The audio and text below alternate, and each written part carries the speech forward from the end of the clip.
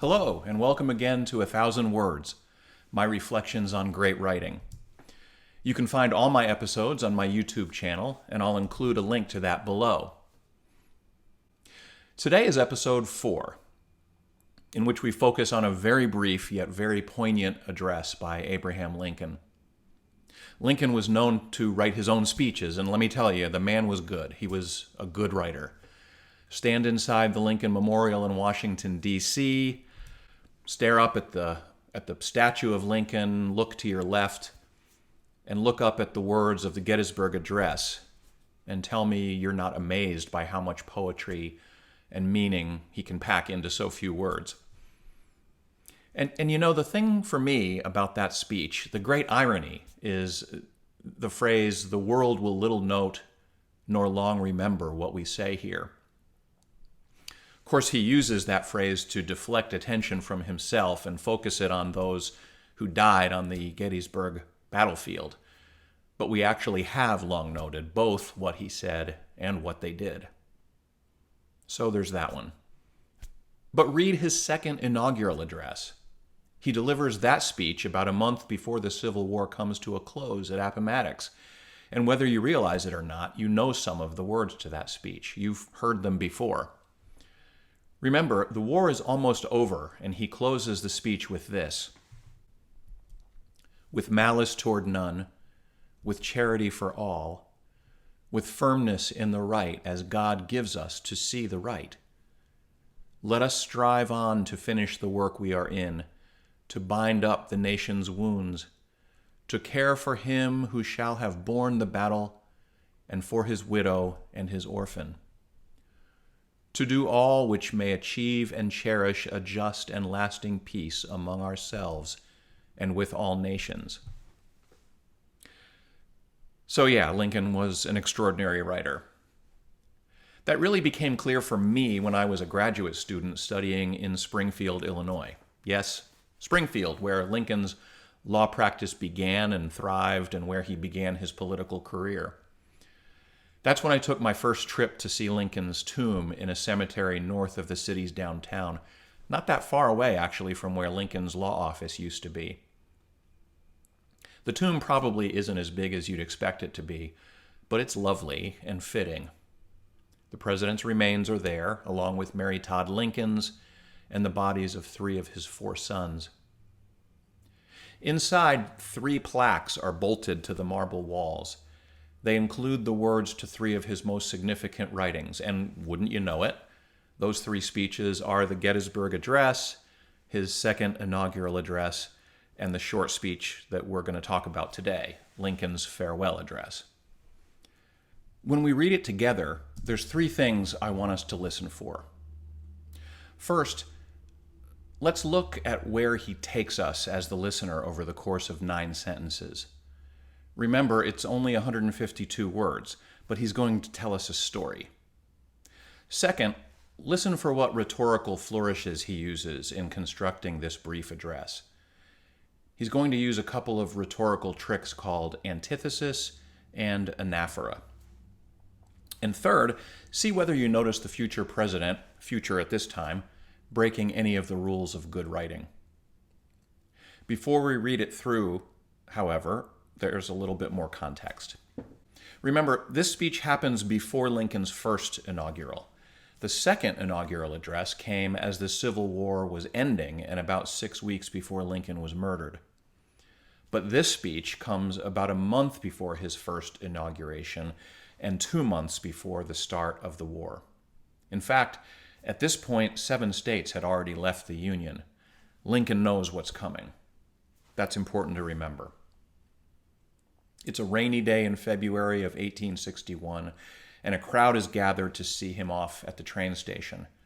They want him to say a little something, and the truth is, so does he. He wants to say goodbye to this community, so he delivers 152 words extemporaneously off the top of his head. There are several versions of this speech. For example, there's a version that was published the next day in the State Journal, one of Springfield's newspapers at the time.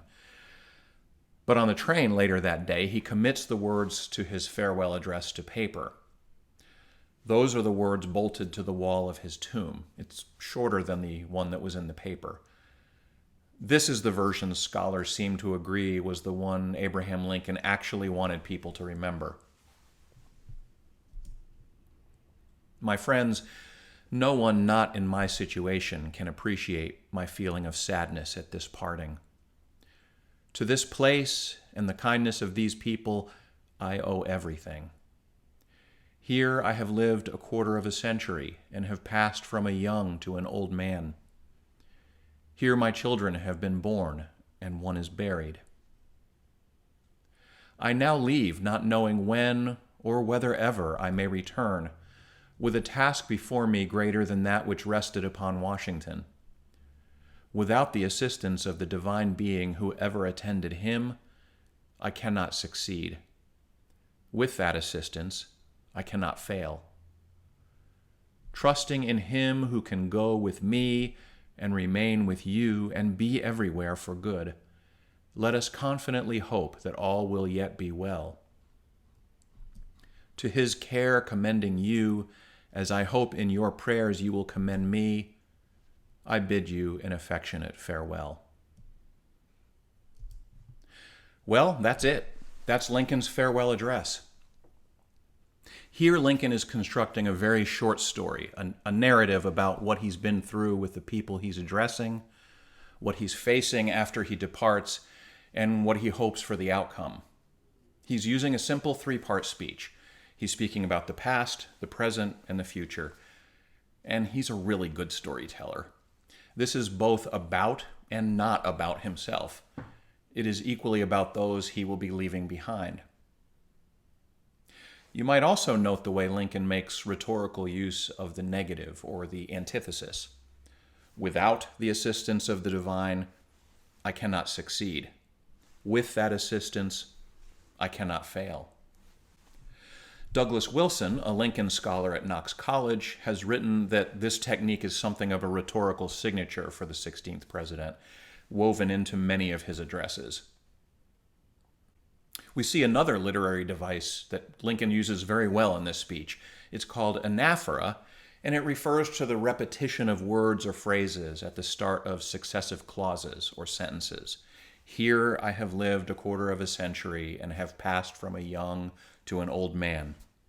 Here my children have been born and one is buried. You might recall from a moment ago that Lincoln uses this technique at the close of his second inaugural address, with malice toward none, with charity for all, with firmness in the right.